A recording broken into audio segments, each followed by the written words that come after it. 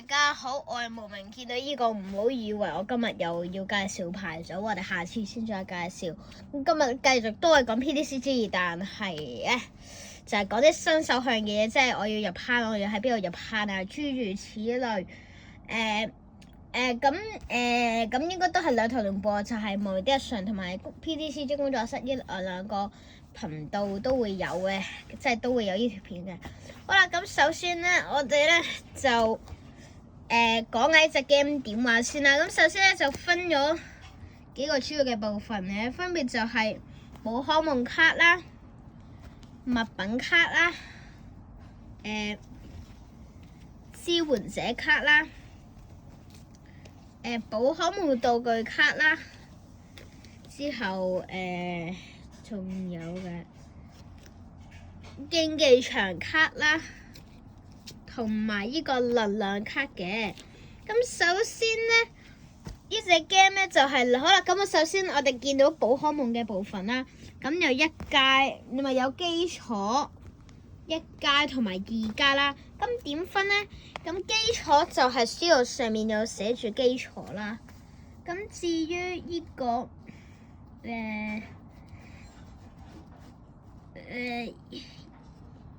一階咧，呢度就寫一階進化啦。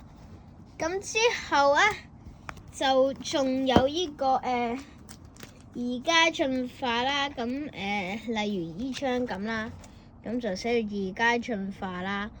咁就係要，即係你見到呢個有個圖樣，就表示呢個寶可夢就係喺青藤蛇呢隻寶可夢度進化啦。咁當之後就會有 EX 嘅寶可夢啦。咁就EX 啦，咁就係呢個強力寶可夢啦。之後普通嘅 EX 如果冇超級咧，就會打死，就會攞2獎啦。咁漏咗嘢，要點贏呢隻 game？呢隻 game 就係要用能量卡。咁你見到呢度有一個豆嘅標誌啊，咁你就要俾能量卡佢啦。咁呢啲詳細玩法唔太複雜，咁我就都講唔晒。之後用招式啦，之後可能進化啦。咁我呢隻咁，呢隻超級老卡，你有一齊喺你嗰度進化，咁我咪可以進化。咁之後用佢啲招式去打交。咁攞到6分，咁啊勝利啦。咁咧呢個就係呢個係 EX 啦。咁就係打死會攞張獎賞卡啦。咁但係呢個咧係一張超級進化嘅 EX 啦。咁所以俾人打死咧係要攞3獎嘅。好啦，咁之後咧就去到呢個就係我哋統稱為訓練家卡啦。咁就可以幫助對局進行啦。詳細都唔係講咁多，因為主要唔係講點玩。好啦，咁首先就傾下可以喺邊度買卡啦。咁如果你係新手咧，我就唔建議你玩啲直接玩啲正常賽場上面嘅牌住，就建議你買嗰啲例如初階牌組或者而家嘅100挑戰戰術牌組、挑戰牌組唔係戰術牌組都唔係挑戰牌組，係咪叫挑戰牌組？係嗰啲啦。咁就係比較新手向啦。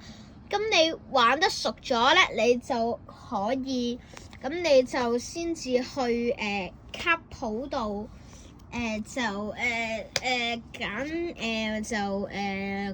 可以去卡鋪度揾人同你交流下變強，咁之後就可以揀一副你自己覺得 OK 喺賽場上面有勁嘅牌。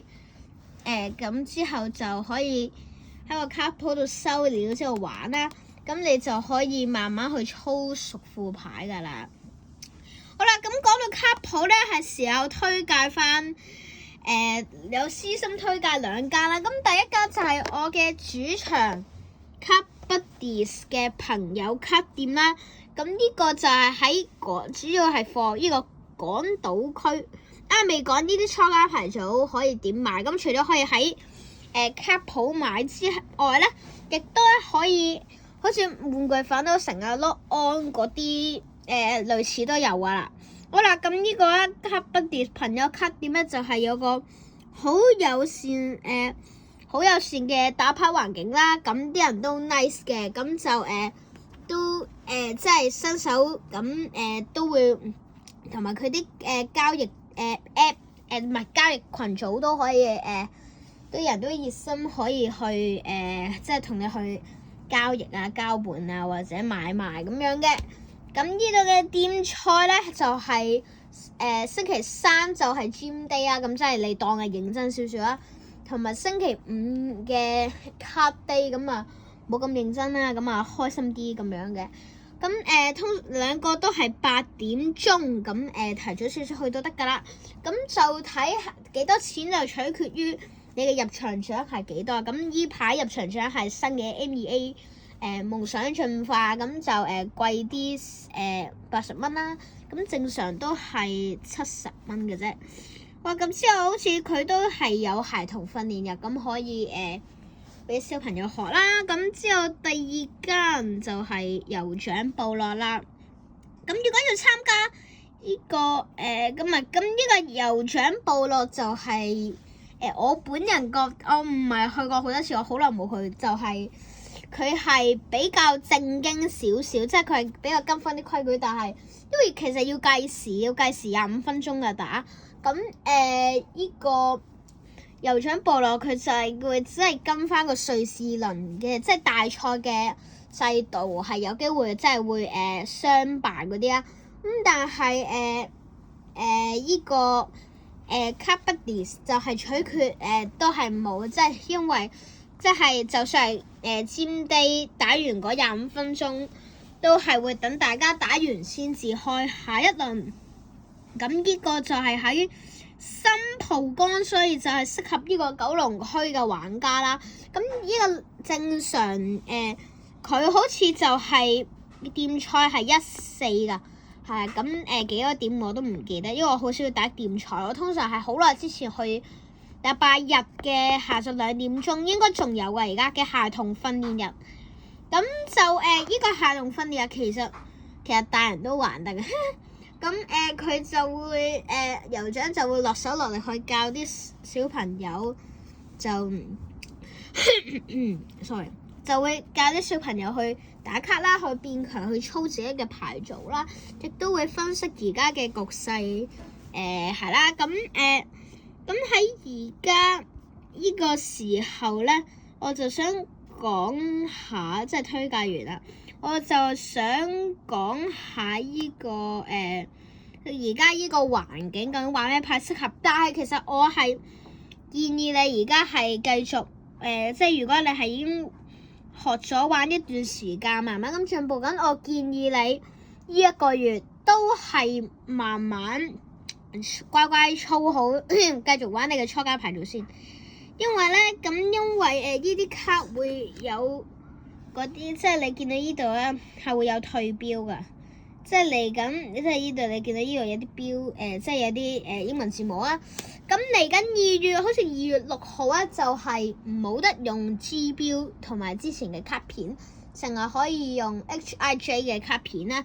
咁所以再加上會推出新嘅擴充包，所以個環境係會再變，因為有啲因為好多強牌，例如呢副沙羅朵或者係呢副嘅噴火龍咧，都係會退標，咁冇得玩，所以我係建議等之後嗰個環境先至開始去收依啲卡去揀牌玩啦。咁好啦，咁我都循例分享下，如果新手玩嘅，而家呢個環境新手我推介嘅牌組啦。咁第一套就係呢個賽富豪 EX。咁而家呢個體系咧，我就推介呢個嘅。咁呢個就係搭配呢個日月石嘅系統啦。因為賽富豪都係 G 標，都係就退冇得玩噶啦。好啦，咁佢個特性就係，如果喺戰鬥場可以抽2張，喺備戰區又可以抽1張，招式1粒鋼就抌入2張數嘅手牌能量卡，就每張50。搭配日月石系統係抌日月石嘅系統啊！如果場上面有日石存在，就可以每個彎抌1粒格 N 抽3啦。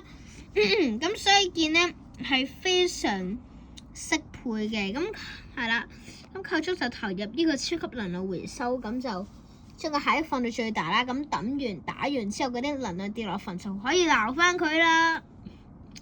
所以呢副係毫無疑問嘅強同埋簡單嘅。